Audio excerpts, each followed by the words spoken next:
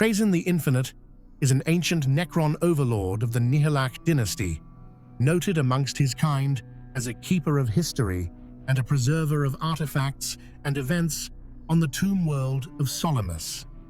This behavior deviates greatly from typical Necrons and has given him arguably the largest single collection of relics in the entire galaxy. Before biotransference, Trazyn was a Necron-tier scribe and chief archivist who oversaw the mummification of Necron-tier pharaons. Due to self-installed protection protocols, he cannot remember many details of his past life and misremembers much of the past that he can recall. One such example is his insistence that he was physically forced into biotransference when, according to Oricon, he had embraced it. Trazyn is unique among the Necrons in that he awoke from the Great Sleep prematurely by several millennia. Though the exact date of this awakening is unknown, it was at least as far back as M31, as he bore witness to the Horus heresy. Upon awakening, he neglected to make any attempts at securing political power or advancing an agenda, instead focusing solely on growing his great collection of artifacts, pledging that he would one day share it with the rest of his race when they fully awoke. Officially, he is a member of the Nihilakh Dynasty, a minor Necron house loyal to the Silent King, but largely operates independently. Outside of his kin, he has alienated himself from many members of his race and is known to be persona non grata to the Nihilakh Dynasty, while he is only barely tolerated by the Nihilakh Dynasty in exchange for his services. He is known to hold technologies and relics that are so rare as to be priceless. Trazyn's nature means that he is loath to explore the galaxy himself, but his desire for exquisite artifacts to both see and catalogue forces him to go out amongst the stars when there is an opportunity he cannot afford to miss, in which case he will be accompanied by his acquisition phalanx.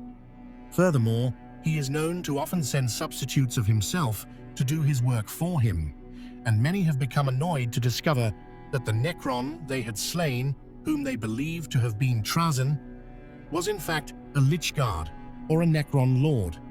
On such occasions, the real Trazyn is typically elsewhere, working to break through his enemy's opposition to get his hands on his latest prize to add to his collection. Trazyn's philosophy of preserving the past is in stark contrast to the cryptech Oricon the Diviner's hope of changing it for a better future, and the two were hated enemies before the transference. Before the Great Sleep, the two had fought over access to the tomb of the legendary Necron-tier Overlord Nephrith on Serenade for nearly 10,000 years, though they were forced to reconcile and join forces after discovering they had both been duped by the Deceiver. Despite this, Oricon still vows revenge. For combat, Trazyn carries a clutch of mind-shackle scarabs and wields the empathic obliterator, which is an ideal weapon for his purposes, as he disdains exhaustive physical combat and far prefers a single telling blow at the opportune moment. Besides this, he is capable of a variety of other means of defense, such as manipulating his own necrodermis into weapons and entrapping his enemies in stasis fields. Should his body be destroyed, he is promptly downloaded into a new form. As a tactician, he has complete control over his Necron legions, able to stream his consciousness into any of his warriors. Additionally, he will periodically use his collections as weapons, dropping entire exhibits of kidnapped soldiers onto the battlefield to turn the tide. Besides his great static galleries on Solemnace, the planet also is home to a hidden sub-dimensional reality bubble via reality tethers.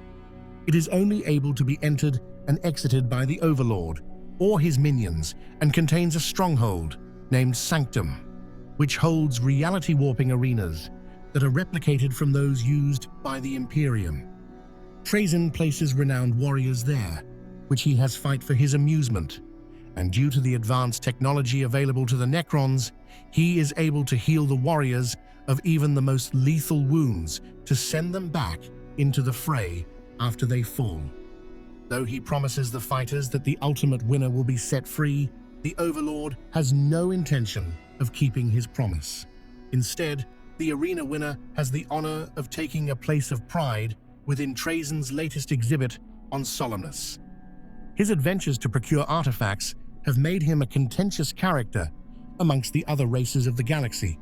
His thievery has ruined Imperial, Chaos, and Xenos plots alike, though it has also made him an occasional ally or even trading partner for the same factions. One notable brush-up with the Imperium was his 2 attempts to steal the Spear of Vulcan from the Salamander's Astartes chapter. Thankfully for the Marines, the first attempt was stopped in personal combat by Haystan, and the second was foiled once again by the Tok'ran Crusade. He also has a notable history with the Emperor's Children Chaos Legion.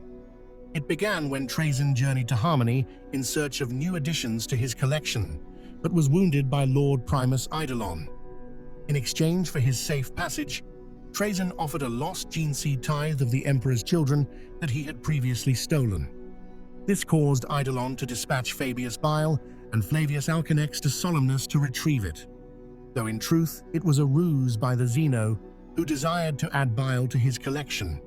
However, on Solemnace, Bile was able to bargain his freedom and acquire the gene seed tithe for himself by offering first Harlequins and then Fabius's clone of the uncorrupted Primarch Fulgrim, as well as Alcanex and his Emperor's children. Trazyn agreed and still possesses the clone of Fulgrim. The grand halls of his exhibits hold many more treasures, including the last High Council of Craftworld Idare, a battlefield of Ravengard and Salamanders from Istvan V, Horus Heresy-era Ultramarines, a Tau diplomat sent to negotiate with him, an Adeptus Custodes, a fully evolved Krork, several Tyranid forces, including a live hive tyrant, the ossified husk of an enslaver, several Catan shards, a webway portal, and much more. Most recently, during the 13th Black Crusade, Trazyn's collection on Solemnace was thrown into upheaval. This provoked the Necron Lord into investigating the cause via the Celestial Orrery, where he discovered that pylons were holding back the tide of the warp on Cadia. Not wishing to see chaos spread throughout the galaxy and perhaps searching for new items of his collection, Trazyn ventured to the Imperial world and aided the surprised human defenders there. During the battle, Trazyn worked with Belisarius Cawl in activating Cadia's pylons, but ultimately could not prevent the destruction of the planet. As Cadia died, Trazyn took part in the final battle against Abaddon and unleashed much of his collection against the Black Legion, including deployment of Imperials from millennia prior to the front lines. However, once he realized that Cadia was doomed, he promptly teleported away. Since then, the Overlord has begun prying for information from his captive shard of the Deceiver on how to enter the Great Rift, though whether he intends to steal from it or close it remains a mystery. Thank you for listening to this entry from the Warhammer 40,000 Lexicanum.